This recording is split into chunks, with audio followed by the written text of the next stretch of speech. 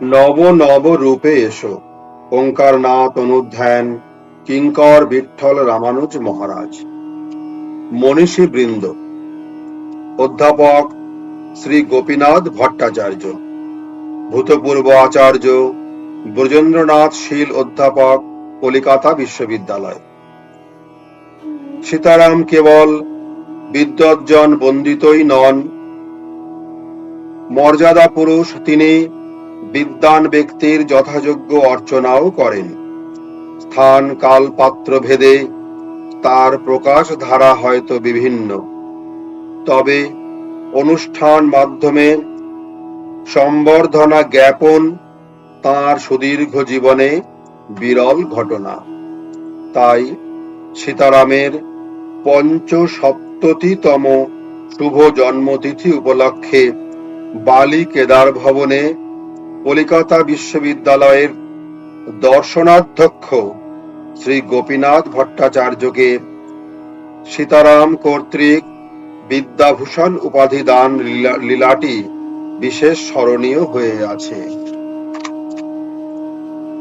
পূজ্যপাদ অধ্যাপক ভট্টাচার্য কেবলমাত্র বিশিষ্ট দার্শনিকই নন, সনাতন ধর্ম ও সংস্কৃতির প্রতি গভীরভাবে শ্রদ্ধাশীল। ঠিক এই কারণেই শাস্ত্রমূর্তি সীতারামের প্রতি তাঁর ঐকান্তিক ভক্তি পূর্ব হতেই বিদ্যমান ছিল। যোগাযোগও ছিল, তবে তেমন নিবিড় নয়। 1372 সালে 6 আশ্বিন ব্যারাকপুর জাহ্নবী কুঞ্জে সীতারাম তাঁর আশ্রিত ভক্ত অধ্যাপকদের এক সম্মেলনের মাধ্যমে বিদ্বৎ সংঘের গোড়াপত্তন করলেন। অধ্যাপক ভট্টাচার্য সাগ্রহে কয়েকটি অধিবেশনে যোগ দিলেন। ওই সালেই 15ই অগ্রহায়ণ জাহ্নবী কুঞ্জে বিদ্বৎ সংঘের এক বৈঠকে সীতারাম অধ্যাপক ভট্টাচার্যকেই সংঘের আচার্য পদে বরণ করলেন। 1372 সালের মহাবিষুব সংক্রান্তিতে কলিহত নরনারীকে শাস্ত্র মার্গ প্রদর্শনের জন্য সীতারাম যখন পথের আলো পত্রিকা প্রবর্তন করলেন, তখনও পত্রিকাটির যুগ্ম সম্পাদক রূপে ডক্টর শ্রীকুমার বন্দ্যোপাধ্যায়ের সঙ্গে অধ্যাপক ভট্টাচার্যকেই সীতারাম মনোনীত করলেন। কিছুদিন পর ডক্টর শ্রীকুমার সম্পাদনা কার্যে অক্ষমতা জানালে অধ্যাপক ভট্টাচার্যই এককভাবে সম্পাদনার গুরু দায়িত্ব নিজ স্কন্ধে তুলে নিলেন। একই সঙ্গে বিদ্বৎ সংঘের অধিবেশনগুলিও নিপুণভাবে পরিচালনা করতে লাগলেন। এই সূত্রে সীতারামের সঙ্গে তাঁর সুনিবিড় সম্পর্ক স্থাপিত হল।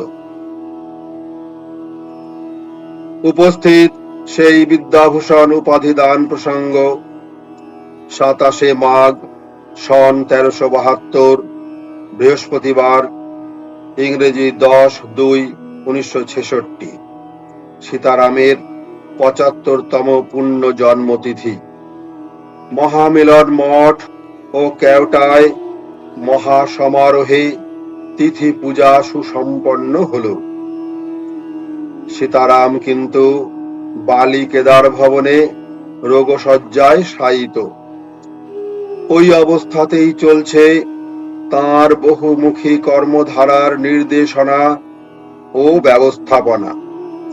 তার মধ্যে অন্যতম, প্রভুর কোন মুহূর্তে সংকল্প উঠেছে অধ্যাপক ভট্টাচার্যকে বিদ্যাভূষণ উপাধিতে ভূষিত করবেন। সেই জন্য কোন ফাঁকে সব বন্দোবস্তও সেরে রেখেছেন চুপিসারে। তার নির্দেশে সংস্কৃতে মানপত্র রচনা করেছেন তার কৃপাধন্য মহামহোপাধ্যায় কালীপদ তর্কাচার্য। স্থির করেছিলেন মহামিলন মঠেই পণ্ডিত সভায় তার প্রতিনিধি হয়ে মহামহোপাধ্যায়ী উপাধিটি দান করবেন। কিন্তু সম্মান বিমুখ অধ্যাপকজি তাতে বাদ সাধায় চতুর চূড়ামণি ঠাকুরটি যুক্তি করলেন, মহামিলনে ধর্মসভা সেরে যখন ভট্টাচার্য মশাই বালিতে ঠাকুরকে প্রণাম করতে আসবেন, সেই সুযোগেই তাঁর শয্যা পার্শ্বেই ঘরোয়া অনুষ্ঠান হবে। জন্মতিথির সমারোহে সীতারামের মাতৃভবন কেদার ভবনটিও পিছিয়ে নেই। নিত্যকার নাম মহোৎসব সেদিন মহা মহোৎসবে পরিণত হয়েছে। সীতারামের কক্ষটি ফুলমালা ও পুষ্পস্তবকে সমাকীর্ণ। দর্শনার্থীদের আসা যাওয়ারও বিরাম নেই। সীতারামের স্বভাব প্রসন্নতা সেদিন সহস্র গুণে বিবর্ধিত হয়ে সকলকেই অভিসিঞ্চিত করছে। প্রতীক্ষিত অধ্যাপকজি আসতেই সীতারাম পরম স্নেহে তাঁকে শয্যা পার্শ্বে ডেকে মধুর কণ্ঠে বললেন, তোমাকে আর কষ্ট দিতে চাই না। তুমি প্রকাশ্য সভায় যেতে কুণ্ঠিত শুনেছি। মহামিলন মঠের মাটির গণেশটি তোমার পছন্দ নয়, তাই তুমি এখানেই আসতে চাইলে। ভালো কথা, এখানেই দেব। অধ্যাপকজি সবিনয় জানালেন, বাবার কাছে একটা বর চাইব ভেবেছিলাম। অনুগ্রহ করে এই উপাধিটি যদি না দেন। এমনিতে তো একটা লেজ রয়েছে, আবার একটা বাড়ানো কেন? ঠাকুরের ক্ষিপ্র প্রত্যুত্তর, ভালো কথা, দুটো তুমি একসঙ্গে ব্যবহার নাই বা করলে, তাহলে তো ভারটা বেশি হবে না? সন্ধ্যা প্রায়। সীতারাম বললেন, বৃহস্পতিবারের বারবেলা এখন তো অনুষ্ঠান হতে পারে না। গঙ্গা তীরে গিয়ে সান্ধ্য বন্দনা শেষ করে এসো। সন্ধ্যা উত্তীর্ণ হল। মহামিলন মঠের ধর্মসভা সমাপনান্তে বিদ্বৎ মণ্ডলী সীতারামের চরণ তলে সমবেত। মধ্যমণি মহামহোপাধ্যায় কালীপদ ভট্টাচার্য ঠাকুরের নির্দেশে উচ্চাসনে উপবিষ্ট হলেন। নিজ শয্যাতেই সীতারাম কিছুটা সরল ভাবে বসলেন, সভার উদ্বোধন ঘোষণা করলেন।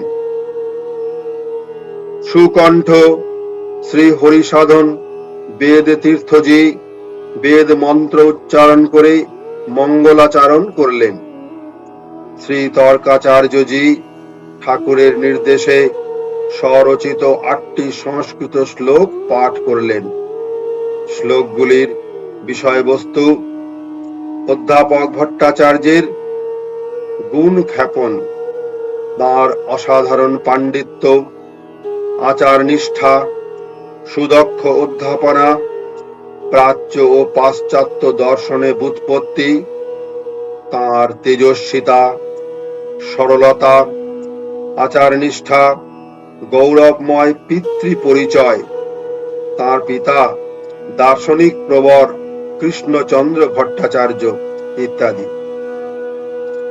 পরিশেষে শ্রী শ্রী সীতারাম দাস ওঙ্কারনাথের নামে আশীর্বাদ জ্ঞাপন ও বিদ্যাভূষণ উপাধি দান।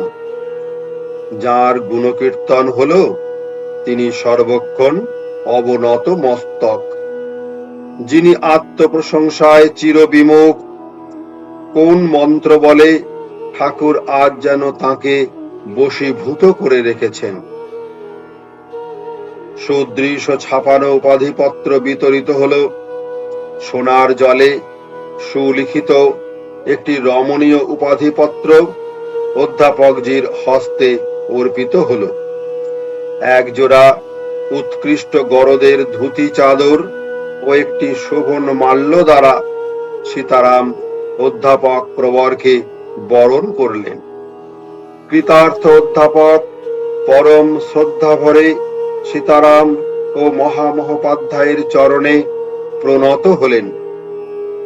কথিত আছে, চরিত্র তেজে যিনি শাল প্রাংশুর ন্যায়, তিনি যখন ভুলুণ্ঠিত হন, সেটা এক পরম রমণীয় দৃশ্য।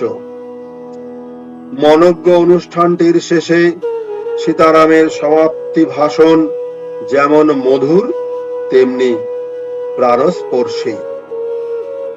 সীতারাম বললেন, শাস্ত্রে আছে আত্মপ্রশংসা শুনতে নেই, শুনলে কানে আঙুল দিতে হয়। কিন্তু এর নিজের ব্যবহার অন্য প্রকার। এ প্রশংসা শুনে থাকে আনন্দের সঙ্গে, তবে কিনা যখন নিন্দা হয় তাও আনন্দেই শোনে। আজ তোমার প্রশংসা করা হলো, বাস্তবিক তোমারই কি প্রশংসা? না, তোমার মধ্যে যার শক্তি প্রকাশিত তার প্রশংসা। সেইভাবে নিন্দা প্রশংসা নিতে হবে, তবেই দোষ থাকে না। তোমাকে আজ একটি উপাধি দেওয়া হলো, এরকম অনুষ্ঠান এর দ্বারা আগে কখনো হয়নি, কখনো এ বাসনা জাগেনি। এবার কেন এ বাসনা জাগলো? তার কারণ আছে। সনাতন ধর্ম ও সদাচারের প্রতি এর ভালোবাসা দীর্ঘকালের। আজ চতুর্দিক থেকে সেই ধর্মের প্রতি যে তাচ্ছিল্য ও আঘাত আসছে, তাতে প্রাণে বড়ই বেদনা লাগে। যোগ প্রভাব সকলকে যেন ভাসিয়ে নিয়ে যাচ্ছে। যথেচ্ছাচারে দেশ ও সমাজ ছেয়ে গেল। যাঁরা সংস্কৃত অধ্যয়ন অধ্যাপনা করে আসছেন, সেই পণ্ডিত বাবারা ওই ধর্মকে আঁকড়ে থাকলেও বর্তমান সমাজে পণ্ডিত বাবাদের প্রভাব ক্ষীয়মান। যাঁরা ইংরেজি বিদ্যায় পারদর্শী, তাদের স্থান সমাজে স্বীকৃত। তাদের মধ্যে যাঁরা একে ভালোবাসে, ধর্মে ও আচরণে শান্তশীল, তাদের একটি সংঘ গঠন করে তাদের দ্বারা চেষ্টা ও প্রচার করলে হয়তো এই অকল্যাণকর স্রোত রুদ্ধ হতে পারে। এই ভাবনা থেকেই জন্ম হলো বিদ্বৎ সংঘের। সেই সংঘের কার্য হলো ভারতীয় জীবনের চরম ও পরম লক্ষ্য কি এবং তৎসাধনে কি উপায়, তার আলোচনা, আচরণ ও প্রচার। এই বিদ্বৎ সংঘের পরিচালনার ভার গোপীনাথ বাবার স্কন্ধে ন্যস্ত হয়েছে। সে হয়েছে এর আচার্য। এই গুরুভার সেই বহন করবে। তাই আজ তাঁর সম্বর্ধনা। তাঁকে পূজা করার মাধ্যমে বিদ্বৎ সংঘকেই সম্মানিত করা হলো। ডক্টর শ্রী শ্রীজীব ন্যায়তীর্থ। ভারতের ভারতত্ব তার অধ্যাত্ম জ্ঞান সম্পদে, আর সেই সম্পদ সুরক্ষিত আছে দেব ভাষা সংস্কৃতের মণি মঞ্জুষায়। আধুনিক ভারতবর্ষে তথাকথিত শিক্ষিতদের অনেকের কাছেই সেই জ্ঞানৈশ্বর্য অনধিগম্য, কারণ দেব ভাষা আজ এ দেশে অবহেলিত। যে কজন মুষ্টিমেয় পণ্ডিত ইংরেজি ভাষাতে অভিজ্ঞ হয়েও সংস্কৃত ভাষাতে মাতৃভাষার মতোই স্বচ্ছন্দ বিহারী, ভারতমান্য পণ্ডিতবর ডক্টর শ্রীজীব ন্যায়তীর্থ তাঁদের মধ্যে অগ্রগণ্য। কালিদাস, ভবভূতি, জয়দেবের ধারার বোধহয় অন্যতম শেষ দীপশিখা।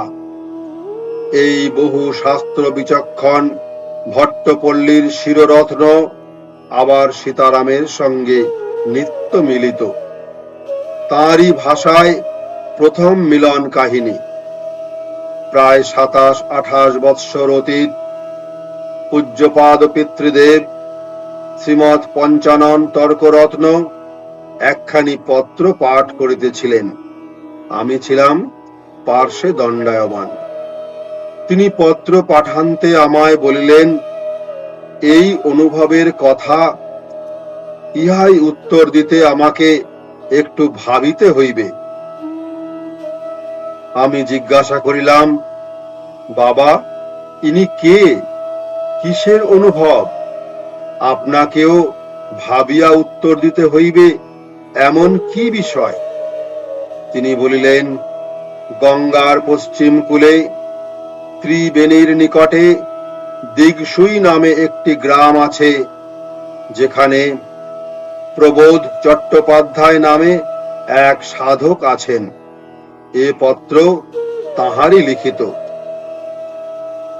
তাহাকে তো তুই আমার এখানে দেখিয়াছিস। মধ্যে মধ্যে শাস্ত্রীয় বিষয়ে পত্র পাই, কিন্তু এখন যে পত্র পাইলাম তাহাতে সাধনা বিষয়ে প্রশ্ন আছে। শাস্ত্রে সাধনার উপায় ও ফলের কথা বর্ণিত আছে।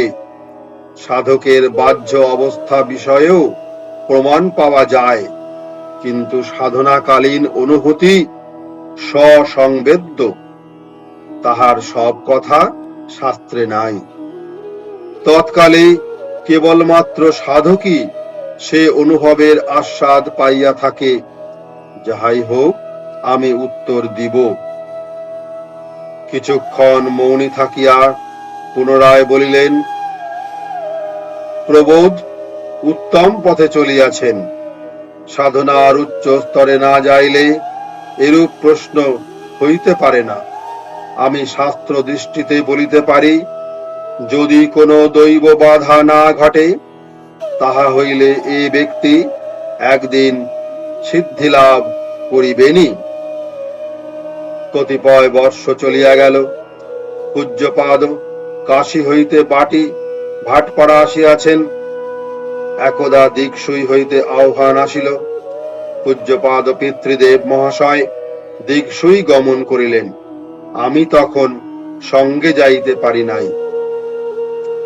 তিনি প্রত্যাবর্তন করিয়া অত্যন্ত আনন্দ প্রকাশ করিলেন এবং বলিলেন, যাহা দেখিলাম তাহা অত্যন্ত আশাপ্রদ। বাংলার কেন, ভারতের শুভ দিনের সূচনা করে। এরপর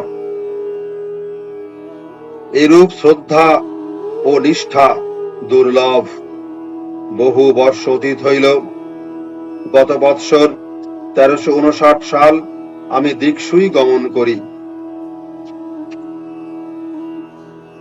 পূজ্যপাদ পিতৃদেব মহাশয়ের সেই পুত্রাধিক প্রিয়জনকে দেখিলাম, তাহার আশ্রম দেখিলাম, তাহার আলিঙ্গনে প্রাণের স্পর্শ অনুভব করিলাম। মনে হইল কত জন্ম জন্মান্তরের যেন পরিচয়। দেখিলাম অকিঞ্চন সর্বত্যাগী এক যোগী। অর্থ নাই, জাগতিক অভ্যুদয় নাই, কোনো আড়ম্বর নাই, অথচ আশ্রমে নিত্য উৎসব লাগিয়া আছে। লোকের প্রসাদ পাওয়ায় অভাব নাই, মাথায় জটা, বক্ষে গুরু পাদুকা যুগল, পরিধানে ক্ষুদ্র বসন, অঙ্গরুক্ষ। প্রবোধ নামে বিলীন হইয়াছে প্রকৃষ্ট বোধ, যিনি মূর্তিময় হইয়া সর্বজনের হৃদয়াসনে প্রতিষ্ঠিত হইয়াছে। কি আনন্দময় পুরুষ, শুধু নাম মহিমায় বিভোর। নাম কীর্তনে সমাধি লাভ, কি অপূর্ব দৃশ্য। সমাধিস্থ সীতারাম অচেতন সরল ভাবে উপবিষ্ট থাকিয়া মৃদু মৃদু দুলিতেছেন। মনে হইল যেন ভগবান বাসুদেবকে ক্রোড়ে ধারণ করিয়া ফণিরাজ বাসুকি ফনা তুলিয়া দোদুল্যমান। এ দৃশ্য বর্তমান সময়ে সত্যি দুর্লভ। সহস্র বৎসরে একজন হয়তো এরূপ মহাপুরুষ জন্মগ্রহণ করেন। যেদিন দিকসুই হইতে ফিরিয়া আসি, সারা রাত্রি কি আনন্দ স্বপ্নে যে কাটিয়াছে তাহা আমার চিরস্মরণীয়। পণ্ডিত প্রবর শ্রীজীব দেবের প্রথম সীতারাম দর্শনের কাহিনী তার লেখনী মাধ্যমেই বিবৃত হয়েছে। এর পরবর্তী ইতিহাস সুবিদিত। সীতারামের মহাজীবনের সঙ্গে পরবর্তীকালে শ্রীজীব দেব অঙ্গাঙ্গী ভাবে যুক্ত থেকেছেন বিধি নির্দিষ্ট ভাবেই। সীতারামের জগৎ কল্যাণ লীলার অন্যতম পার্ষদ হিসেবে তিনি অখিল ভারত জয়গুরু সম্প্রদায়ের বিভিন্ন মুখী সেবা কর্মে, বিশেষত সনাতন ধর্ম তথা আর্য শাস্ত্র প্রচারে অবিস্মরণীয় অবদান রেখেছেন। শাস্ত্র বিষয়ে, বিশেষত স্মৃতিশাস্ত্র বিষয়ে ভক্ত শিষ্যেরা কোনো সমস্যার সম্মুখীন হলেই সীতারাম শ্রীজীব পণ্ডিত মহাশয়ের কাছেই পাঠিয়ে দিতেন এবং তার ভাষই সর্বাধিক মান্য করতেন। দুজনের পারস্পরিক সম্পর্ক ছিল ভারী মধুর। সীতারাম বয়সে বড় ছিলেন, তবুও তাকে শ্রদ্ধার সঙ্গে দাদা বলে ডাকতেন। পণ্ডিতজিও দাদা অথবা সীতারাম বলে সশ্রদ্ধ সম্বোধন করতেন। সীতারামের সুন্দর সুন্দর স্তব রচনা করেছেন অনেকেই, কিন্তু আজ সবার মুখে মুখে ফেরে প্রধানত শ্রীজীব দেবেরই সুললিত রচনা ওঙ্কার নাথং মহিমা বদাতম প্রভৃতি। সীতারামকে নিয়ে সারা জীবন ধরে তিনি কত যে সংস্কৃত কবিতা ও স্তুতি রচনা করেছেন তা একত্রে করলে বোধহয় একটা গ্রন্থ হয়ে যাবে। কখনো সুগম্ভীর শ্রগধরা ছন্দে 4টি পংক্তিতে সমগ্র সীতারাম দর্শন বিধৃত করে রেখেছেন। মূর্তং বেদান্ত তত্ত্বং শ্রুতি সরণীগতং সর্বনীতে শরণ্যং বর্ণা নামাশ্রমাণং প্রণয় সহকৃতং রক্ষিতারং বরেণ্যম কৃষ্ণ প্রেমাবতারং কলি কলুষহরং যোগীরাজং যতীন্দ্রং শ্রী সীতারাম দাসং ভজ দলিত ভবাতঙ্ক মঙ্কর নাথম। সংসারের আতঙ্ক দূর করেন যে ওঙ্কারনাথ, শুধু এইটুকু অনুপ্রাসী নয়, ভজ ভগবন্তং সীতারামং। এই লঘুচ্ছন্দের গীতময় ধ্বনি অথবা সকল শিষ্যজন দৃশ মহিম ঘন নব ঘন মোহন মূর্তি, এইসব অনুপম বাক্য পুষ্প উপহার তিনি দিয়েছেন তার নিবাস শরণং সুরিত সীতারামকে। শুধু শব্দালঙ্কার নয়, অর্থের গৌরবেও তার সীতারাম স্তুতিগুলি অনুপম। সীতারামের মৌন তপস্যাকে তুলনা করেছেন শৌনকাদি মুনিদের তপস্যার সঙ্গে। তার কোটি নামময় মন্দির স্থাপনা, তার বর্ণাশ্রম নিধি রক্ষণ, তার ভোজন সংযম ভজন সহায়ং এই শিক্ষা, তার নিভৃত নিবাসং কৃত বাগবন্ধম ইত্যাদি সমস্ত দিক তার রচনায় সংস্কৃতের পদলালিত্য ও ধ্বনি ঝঙ্কারের মধ্য দিয়ে প্রকাশিত হয়েছে। অন্য সমস্ত মনীষীর সঙ্গে শ্রী শ্রী ঠাকুরের মিলন কথা ধরা থাকবে শুধু ইতিহাসের বা জীবনের পৃষ্ঠায়, কিন্তু সীতারামের অন্তর্ধানের পর সংস্কৃত ভাষায় যে সীতারাম মহাকাব্য রচনা করতে শুরু করেছেন এই নবতিপর কবি কুলচূড়ামণি, তার মধ্যে অমর হয়ে থাকবে এই মনীষীর সীতারাম ভক্তির কথা। শত শত বৎসর পরেও সীতারাম ভক্তগণ ওঙ্কারোজ্জ্বল নাথ পদচ্ছল নিষ্কল সচ্চিদন্যহ দীন দীন সঞ্চিত পাতক কুঞ্চিত চিত্ত জনৈক শরণ্য কিলিত কলিহত জীব কুলোদ্গত কলমশ কল্পা কলঙ্কঃ জয়তি দাস পদ নামধর শ্রী শ্রী সীতারাম শশাঙ্ক। এই বলে গুরু প্রণাম করবার আগে কবিবরকে স্মরণ করে বলবেন, শ্রবণাঞ্জলি পুটপেয়ং শ্রীজীব পিতার্ঘ পরিচয়ম। জয় গুরু।